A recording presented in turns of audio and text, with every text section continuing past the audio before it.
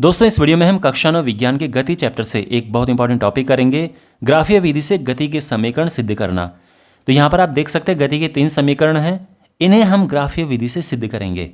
बहुत बार एग्जाम में गति के दूसरा और तीसरा समीकरण सिद्ध करने को पूछा गया है और बहुत संभावना है कि आगे भी ये एग्ज़ाम में पूछा जाएगा। तो आपको ये टॉपिक बहुत अच्छे से समझना है। विज्ञान के और टॉपिक्स के लिए डिस्क्रिप्शन बॉक्स में जो प्लेलिस्ट है आप उसे देख सकते हैं, वहाँ पे आपको और विज्ञान के टॉपिक्स मिल जाएंगे। ऑलराइट, तो शुरू करते हैं।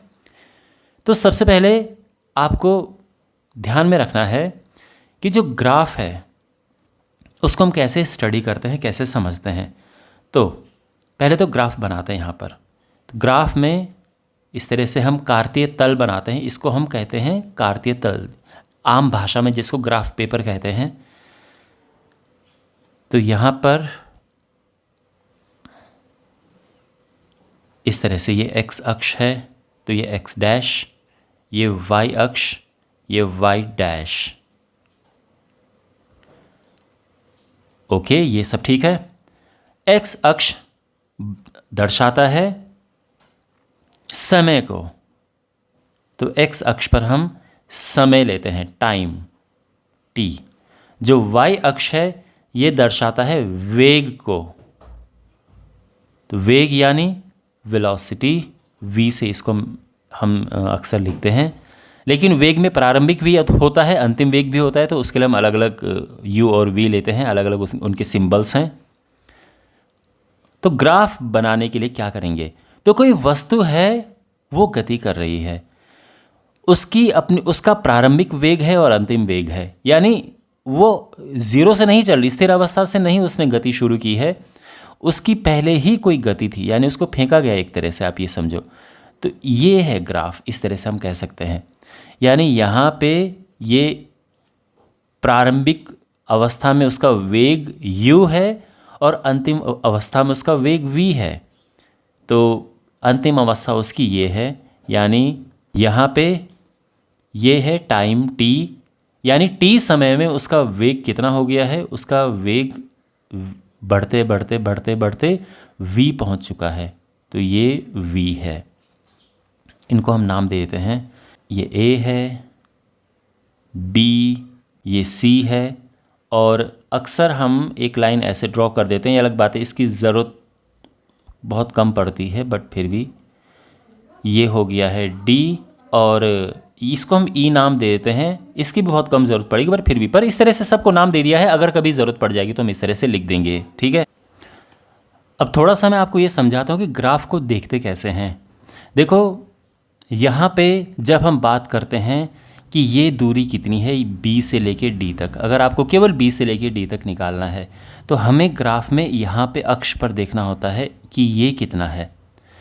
तो देखो v तो पूरा है, v पूरा 0 से लेके ऊपर तक है,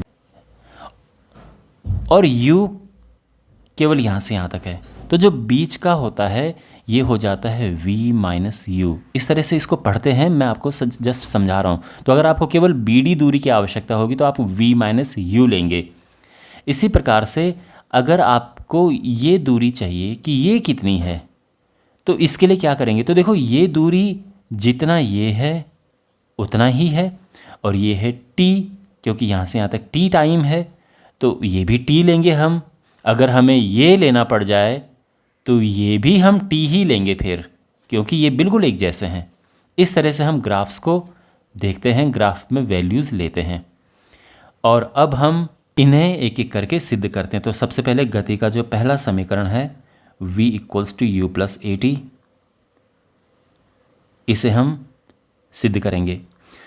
तो यहाँ पर v u a t s मैं उम्मीद करता हूँ कि आपको पहले से पता होंगे। जो v होता है ये अंतिम वेग होता है, फाइनल वेलोसिटी, u है प्रारंभिक वेग, s है तय की गई दूरी, t तो खैर समय है ही, और a क्या है, a है त्वरण। चलिए तो शुरू करते हैं यहाँ पर सिद्ध करना। तो हम सबसे पहले यहाँ पर लेते हैं त्वरण। त्वरण क्या होता है, तो इसको या तो हम कहें कि त्वरण होता है जो वीटी ग्राफ है। वीटी ग्राफ कौन सा है, आप बोलोगे ये वीटी ग्राफ क्या है। ये जो लाल रंग में लाइन दिख रही है आपको, ये वी टी ग्राफ ही है। इसको वी टी ग्राफ क्यों कहते हैं? क्योंकि ये वी और टी के बीच बना है, इसलिए इसको वी टी ग्राफ कहते हैं। तो ये जो लाल रंग की लाइन आपको दिख रही है ये वी टी ग्राफ है, ठीक है। तो वी टी ग्राफ की प्रवणता सब आपको समझ आ जाएगा, चिंता करने की कोई आवश्यकता नहीं है। वी टी ग्राफ की प्रवणता ये होता है त्वरण ग्राफीय विधि से। वैसे त्वरण तो होता है वेग परिवर्तन बटे समय, है ना, लेकिन अगर आप ये लिखते हो वी टी ग्राफ की प्रवणता तो ये अच्छा तरीका है लिखने का, बिल्कुल ग्राफ विधि से हल हो रहा है ये। तो आप ये भी लिख सकते हो। ध्यान रखना, अगर आप ये भूल जाओ कि हमें वी टी ग्राफ की प्रवणता लिखनी है तो इसकी जगह पर आप ये भी लिख सकते हैं। इस बात का ध्यान रखना कि हम ये लिख सकते हैं, ठीक है। अब देखो, प्रवणता होती है ढलान या ढाल। तो प्रवणता का सीधा मतलब है कि वो उसमें ढलान कितनी है। अब वो कैसे निकालते हैं? तो हम y अक्ष के अंतर में x अक्ष के अंतर का भाग दे देते हैं और ढलान आ जाती है, यानी प्रवणता आ जाती है। बिल्कुल आसान चीज़ है ये।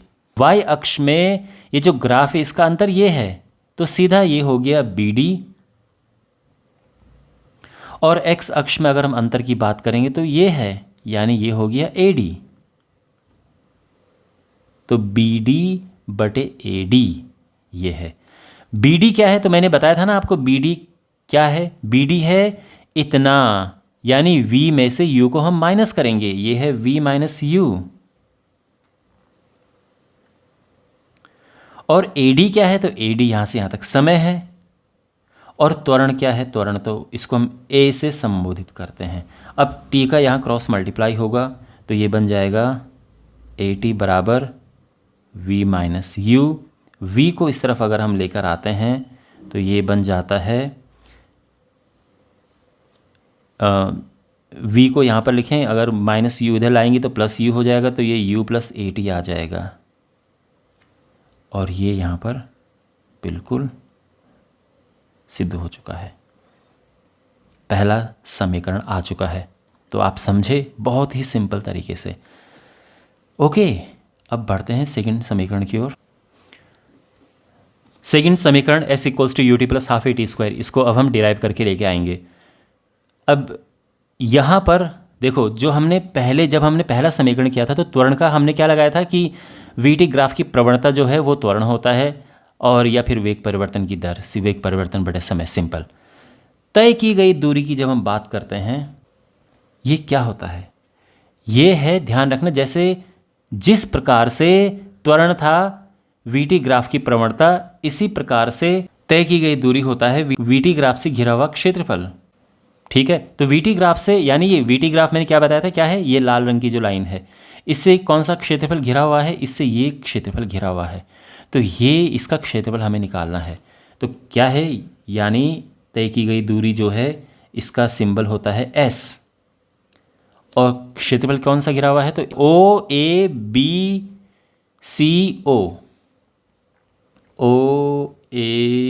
आपको D लिखना है तो D भी लिख सकते हो, लेकिन वो बीच में ही आ जाएगा, CO इसका क्षेत्रफल। अब यहाँ पर आपको दिमाग लगाना है कि क्षेत्रफल क्या होगा इसका। ये कौन सी आकृति है? आपको समझ आ रहा है कौन सी आकृति है?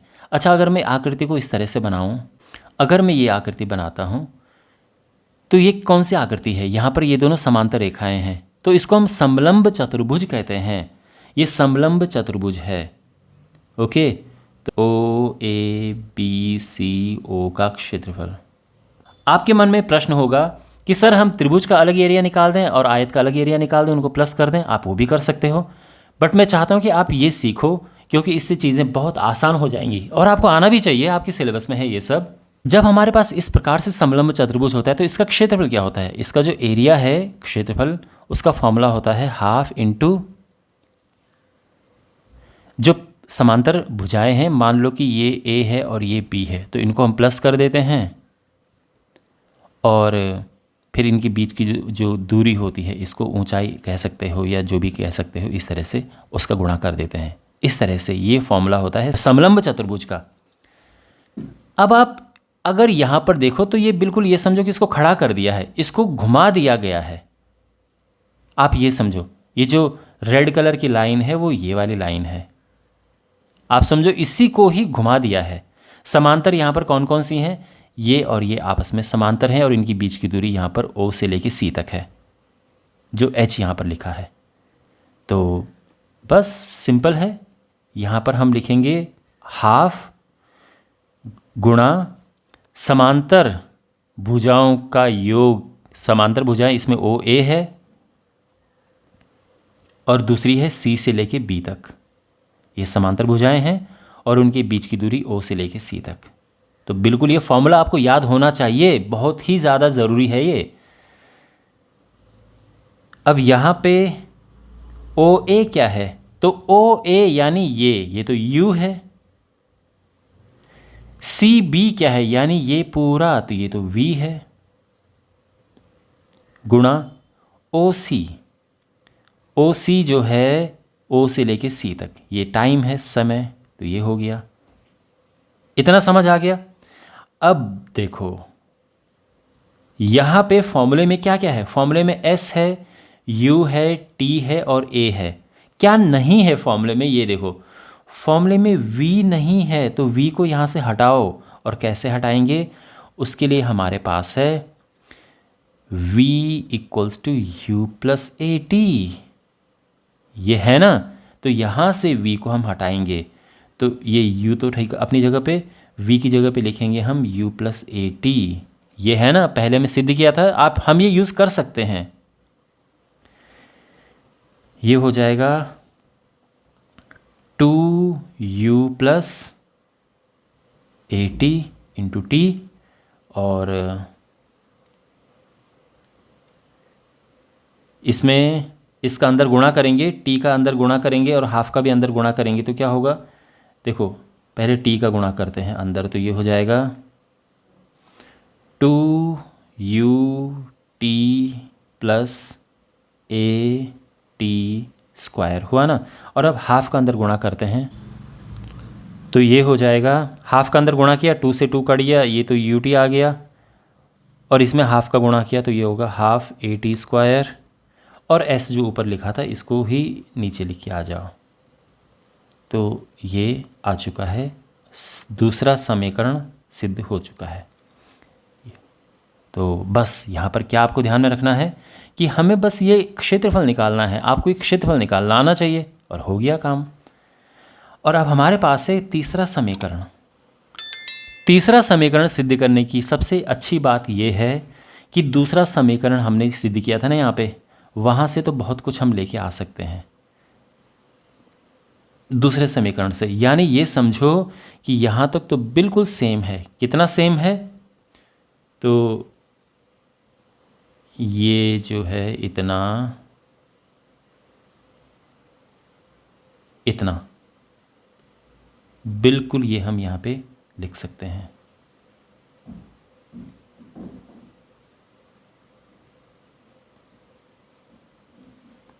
ये बिल्कुल ये, यानी इसमें S से शुरू करना है, तय की गई दूरी से शुरू करना है, VT ग्राफ से घिरा हुआ क्षेत्रफल, फिर ये समलंब चतुर्भुज का क्षेत्रफल है आ जाएगा, और उसमें फिर इस तरह से जैसे मैंने बताया था समलंब चतुर्भुज का क्षेत्रफल कैसे निकालना है, इस तरह से। और ये बस अब यहाँ पर क्या देखना है कि हमें क्या चाहिए, V चाहिए, U चाहिए, A चाहिए, S चाहिए, क्या नहीं चाहिए, हमें T नहीं चाहिए यहाँ पे, तो T को हटाओ। अब कैसे हटाएंगे T को, तो फिर वही काम आएगा, कौन सा, देखो V बराबर था U प्लस AT था ना, यहाँ से T कैसे निकलेगा भाई, U को इधर लेके जाओ और A को नीचे लेके आ जाओ।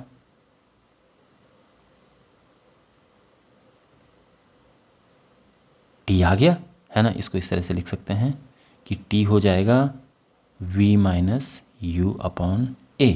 तो T की जगह पे हमें ये रखना है, यानी ये हो जाएगा half into U plus V, और ये आ जाएगा V minus U upon A।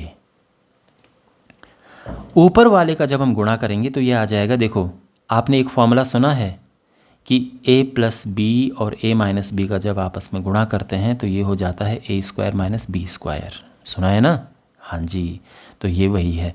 तो V माइनस यू है, यहाँ पे V प्लस यू है, पलट रखा है पर प्लस में इधर उधर चलता है, तो ये हो जाएगा हाफ तो अपनी जगह पे है, ये हो जाएगा v square minus u square upon a, बल्कि 2a एक साथ कर देते हैं और अपना s इस तरफ है, क्रॉस मल्टीप्लाई करते हैं तो हमें मिलेगा 2as equals to v square minus u square. तो इधर उधर लेके चलते हैं तो हमारे पास आ जाएगा v square equals to u square plus 2as, और ये हो चुका है सिद्ध। ठीक है, ये तीसरी इक्वेशन। तो बहुत सिंपल तरीके से तीनों हो चुके हैं। यहाँ पर बस ये ग्राफ बनाना है और इसका क्षेत्रफल निकालना है। वो कैसे निकालते हैं वो भी मैं आपको बता चुका हूँ अच्छी तरह से। और जो हमारा ये सेकंड भी वैसे ही है, इतना मुश्किल नहीं है, दोनों बहुत मिलते जुलते हैं। और जो पहला वाला था इसमें आपको हो सकता है कि ये शब्द में कन्फ्यूज़न हो कि प्रवणता क्या है। अगर आपको बहुत ज़्यादा आपत्ति इससे है तो आप यहाँ पर ये लिख सकते हो, मतलब आप क्या कर सकते हो कि ये चीज़ को यहाँ से हटाओ और यहाँ पर ये रख दो, कोई प्रॉब्लम नहीं है, बिल्कुल आप रख सकते हो। ठीक है, कोई प्रॉब्लम नहीं है। बस जो प्रवणता है वो क्या होता है, प्रवणता का मतलब ढलान होता है, ढलान। तो वो ऐसे निकलता है कि हम उसमें क्या करते हैं कि मतलब अगर हमें इसकी प्रवणता निकालनी है तो y अक्ष का अंतर बटे x अक्ष का अंतर, यही होता है। तो यहाँ पर इस तरह से हमने निकाल दिया, ये बटे ये, सिंपल है। और जैसे मैंने कहा अगर कन्फ्यूज़न लग रही तो ये लिख दो, कोई दिक्कत नहीं है, इसमें काम बन जाएगा, कोई प्रॉब्लम नहीं है। ओके, ऑलराइट, इसी के साथ ये वीडियो समाप्त होता है। मैं उम्मीद करता हूँ कि सब अच्छे से समझ आया होगा और एग्ज़ाम में अगर ये क्वेश्चन आएगा तो आप बिल्कुल नहीं छोड़ोगे। मिलते हैं अगले वीडियो में, टेक केयर।